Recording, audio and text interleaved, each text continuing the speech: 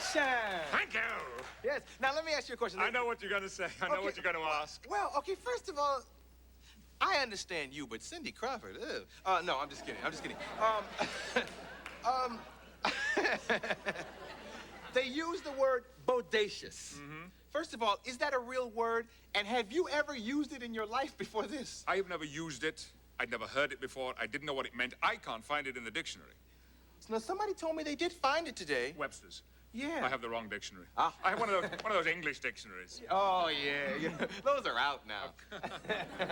I'm almost an American anyway. Yeah, you are an American. Well, how does it feel? That's what you were going to ask. How does it feel? Well, yeah, that's a good question. How does it feel? Ask it, then you can be the last person to ask. Okay, how does it feel? It feels better than being the man with the worst halitosis in the world. Yeah. It feels better than being the man with the flattest feet in the world. Absolutely. It feels very nice and very surprising, but I wish I had been voted it when I was 16, 17. I was a very unconfident teenager. Oh, really? And whatever they voted for, and thank you to all of those who voted for me, whatever they voted for, in part, they're voting for confidence, don't you think? Isn't it self-confidence that mostly is attractive? Are you very self-confident? I have a little more than I used to have. Yeah. Okay. You do, too. I mean, I was... Yeah. In the years that we've been meeting here, it's changed. You got to, because nobody's down with you. You got to be down with yourself. You know, you got to believe in yourself, and that's important. When you were young, do you remember your first girlfriend?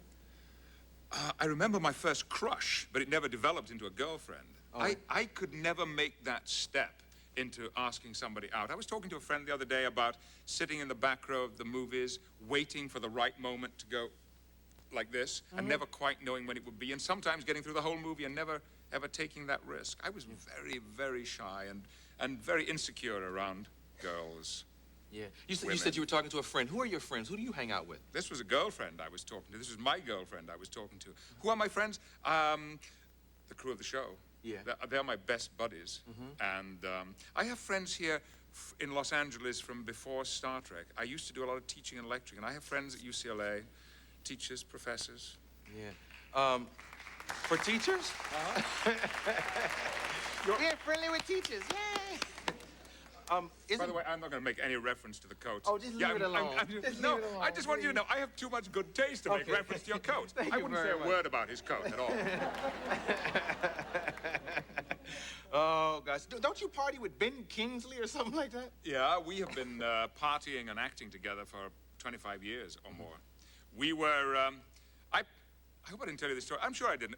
I picked him up at his hotel a few weeks ago. I have a convertible, and he was waiting for me outside the hotel. He got into the car, and we drove down Beverly Boulevard. And Ben said to me, "You know, Patrick, if anybody's driving behind us, they'll think an alien race has invaded town." Yeah, we look almost like brothers. Yeah. I mean, brothers. You understand? I don't mean brothers. I know what you mean. You've gotten very hip since you've been visiting here. Oh, yes. Very, very hip. Thanks to you. My tutor. What kind of fan mail do you get? See, you just talked about your head looking like an alien head. I got a feeling your head... No, that's kind of what he meant. I got a feeling your head is what women find sexy.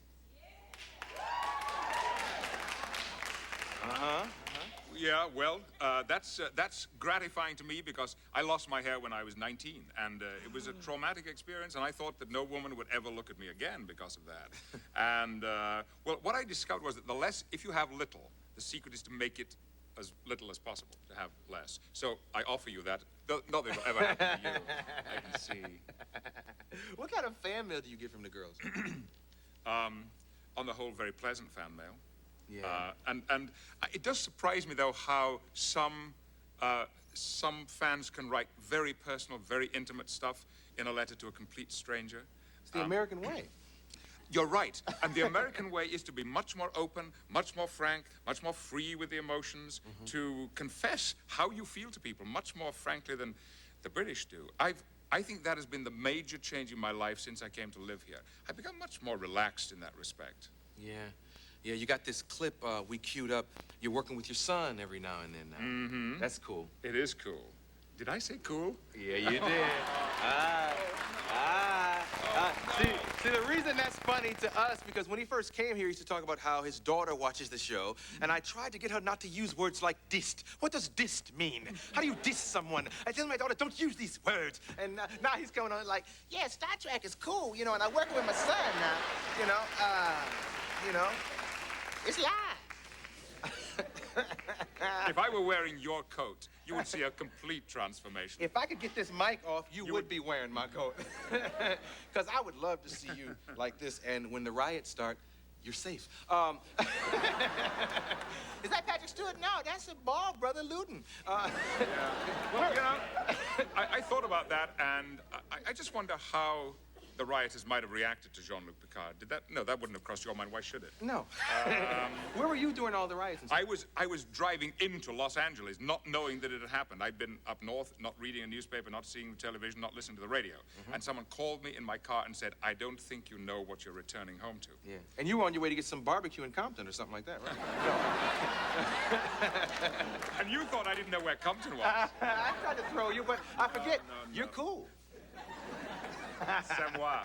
Le cool. No, wait. We got to show this clip. I want to show you a clip with him and his son, and tell me what's in this thing. Set it up a little.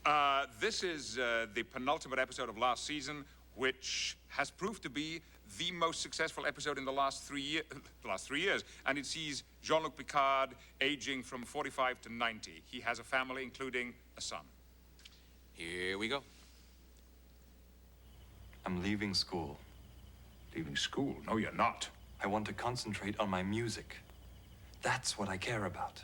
Well, last year all you cared about was mathematics. The year before that, botany. But through it all, there was my music.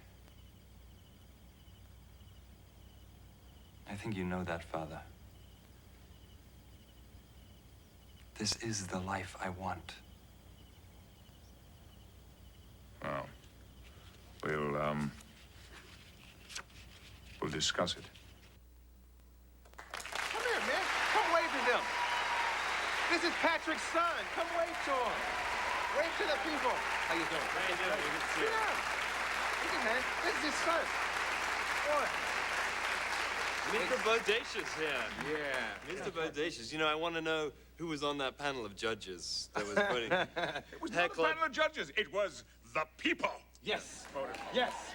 The people. You know, you look different. I think it's the glasses. You look so different. This is, yeah. Yeah. Yeah. Oh, you know, also, oh, never mind. No, your hair was different.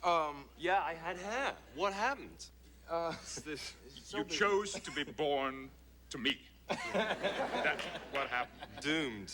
What's it like working with him, though? It was great. It was a thrill. It really was a great thrill. Yeah. To be next to him and doing that show is fantastic. Did you have to read for it? Yeah, I did, yes. What, are you suggesting nepotism in this town? No. I resent that, Mr. Hall. No, you're a wonderful actor, and I'm sure it didn't matter he was your No, dad.